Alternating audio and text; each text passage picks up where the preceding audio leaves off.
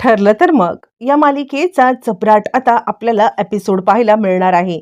मुळातच प्रियाच्या पाठीवरती असलेली जन्मखूण स्वतः आता अश्विन सगळ्यांच्या समोर तर आणणार.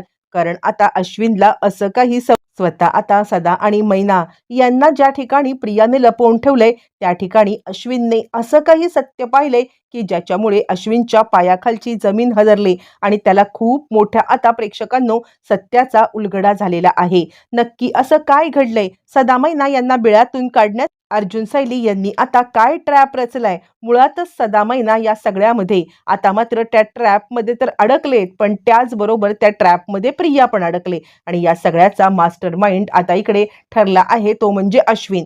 काय झालंय, कसं झालंय, सगळं सविस्तर पाहूया.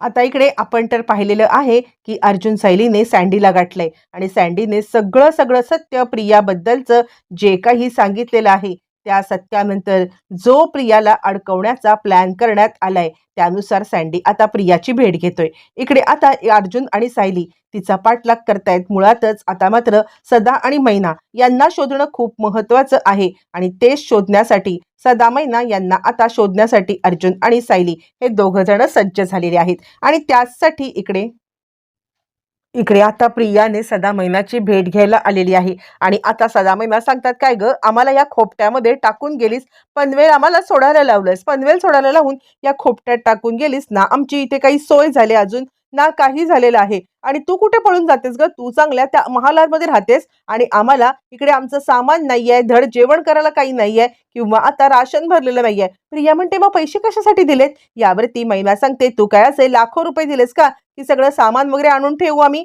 यावरती ती सांगायला लागते, बघा, चिंता करू नका, मी बघते काय करायचं ते, पण जर का तुम्ही तिकडे परत गेलात ना तर ती सायली आणि अर्जुन तुम्हाला पकडून जेलमध्ये टाकतील, चालेल का?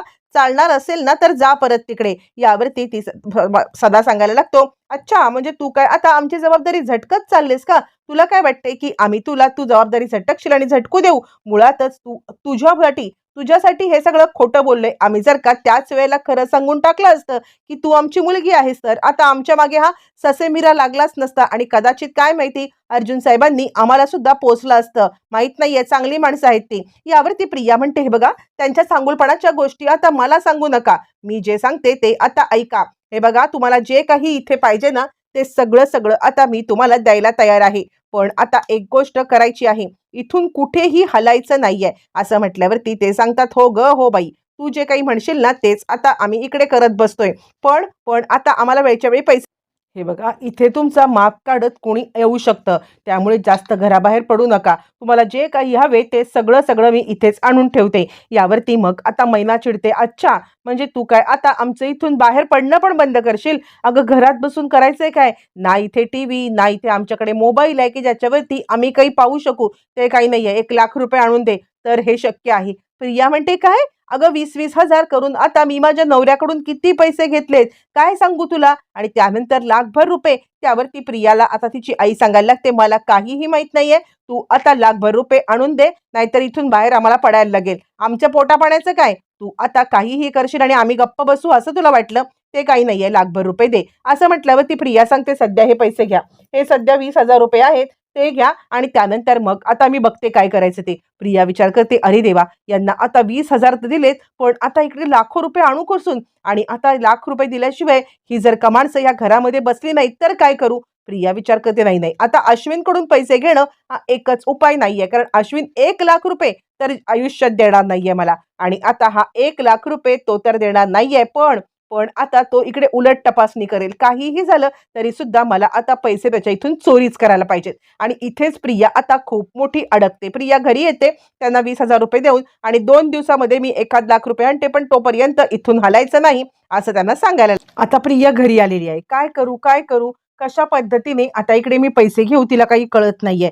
ते काही नाहीये, या अश्विनच्या कपाटामधून तर आता पैसे चोरतेच आहे, पण त्या सगळ्यामध्ये आता फक्त अश्विनच्या कपाटामध्ये असतील का 1,00,000 रुपये?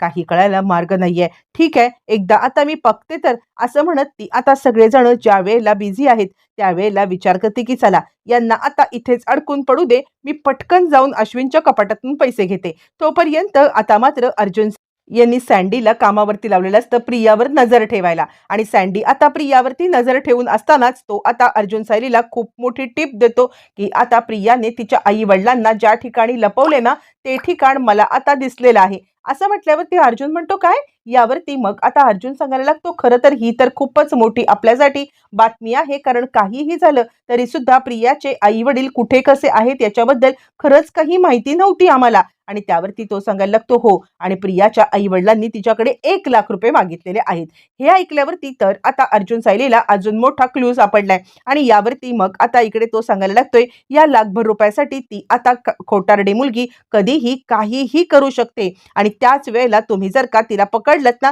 तर आता खूप मोठी गोष्ट होईल यावरती मग आता अर्जुन सांगतोय थँक्स फॉर इन्फॉर्मेशन तू काळजी करू नको सँडी तुला सुद्धा न्याय आता नक्कीच मिळवून आम्ही देऊ असं म्हणत आता इकडे सँडी सांगतो मी तिच्या मागावरतीच आहे जी काही मला खबर मिळेल ना ती खबर तुमच्यापर्यंत मी आता नक्कीच पोहोचवेन असं म्हटल्यावरती अर्जुन सायली त्याचे आभार मानतात आणि त्यांचा आता पुढचा प्लॅन ठरतो इकडे आता तोपर्यंत अस्मिता कंटिन्युअसली फोन करत असताना सचिन आता जो काही इकडे छोटासा मोबाईल आहे त्यातलं सिम ऍक्टिव्ह करतो आणि त्यानंतर तो आता अस्मिताला कॉल करतोय कारण आता त्याचा मोबाईल साक्षीकडे आहे आणि अस्मिताला कॉल करून तो सांगायला लागतोय अस्मी अगं तुला आपल्या घरच्यांनी काहीही उलट सुलट माझ्याबद्दल सांगण्याची शक्यता आहे आणि मला माहिती आहे की आता तू याच्यावरती विश्वास ठेवणार नाहीयेस किंवा आता तुझं माझ्यावरती किती प्रेम आहे ही सुद्धा गोष्ट आता मला चांगलीच माहिती आहे पण मला तुला इतकंच सांगायचं आहे अगं या साक्षीने मला किडनॅप करून ठेवलंय मला जर का इथून आता सोडवायचं असेल ना तर आता काहीतरी तुम्हीच युक्ती करा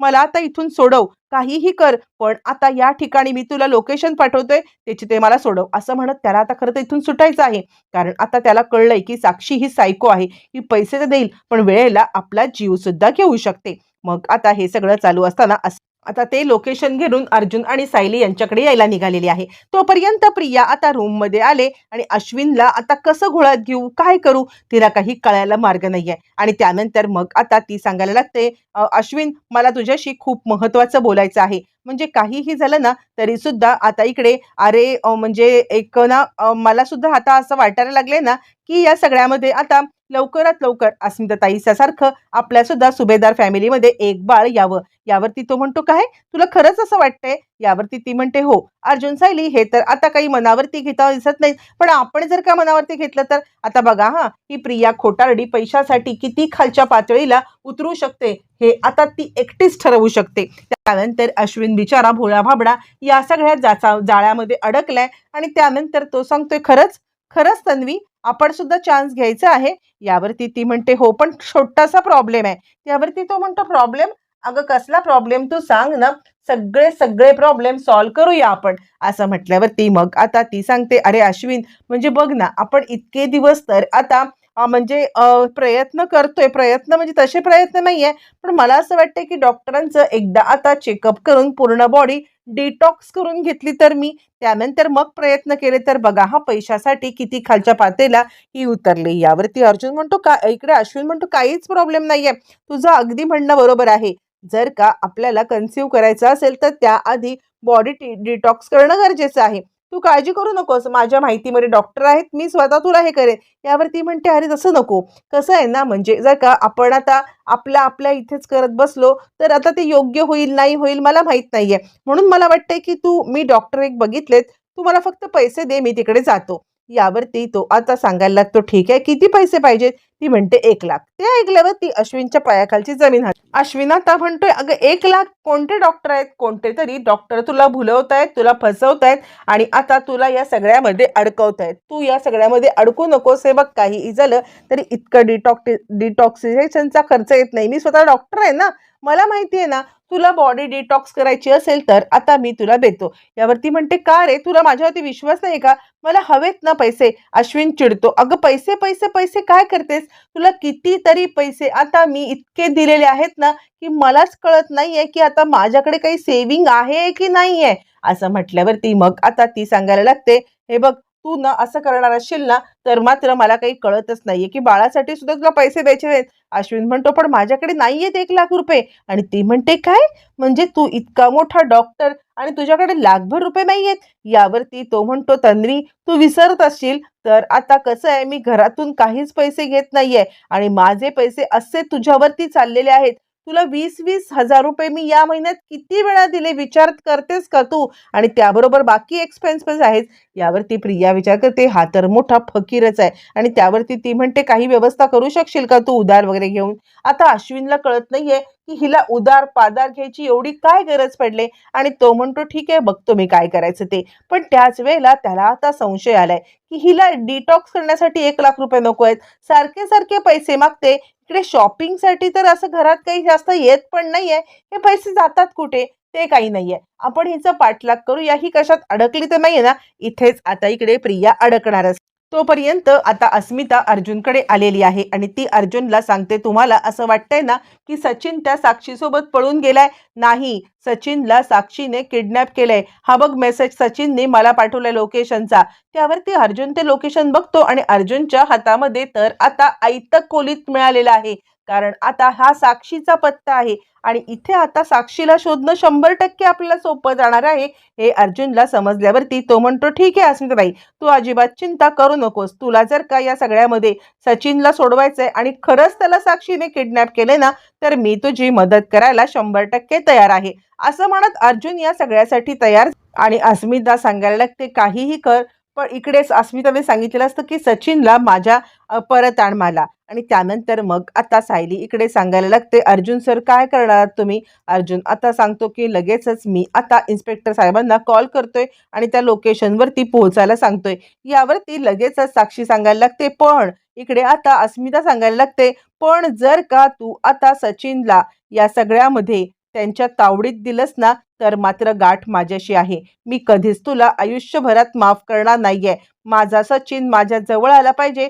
त्या साक्षीचं काय करायचं ते कर. यावरती अर्जुन म्हणतो ठीक आहे. अर्जुन लगेच सावंतांना कॉल करतो, लोकेशन पाठवतो आणि तो सांगतोय की मी इकडून पोचतोय, तुम्ही तिकडून पोचा. असं म्हणत अर्जुन निघालाय. अर्जुनला तर आता इकडे सचिनचं थोबाड बघायची इच्छा नाहीये.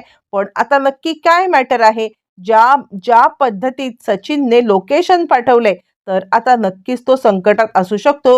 ही आता साक्षी त्याच्यासोबत काही करू शकते. म्हणून आता अर्जुन तिकडून निघालाय. तो अस्मिताला सांगतोय काळजी करू नकोस मी सचिनला इकडे घेऊन येत. इकडे आता सायली सांगते अस्मिताबाई काळजी करू नका.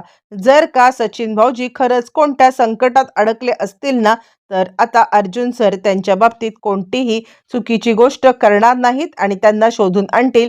तुम्ही आता काळजी करू नका. यावरती अस्मिताला अजूनही अर्जुनवरती विश्वासच नाहीये. आता इकडे त्याने खरंच ते काही केलं तर किंवा आता सचिनला पोलिसात दिलं तर म्हणून जरा अस्मिता थोडी अजूनही साशंकच आहे.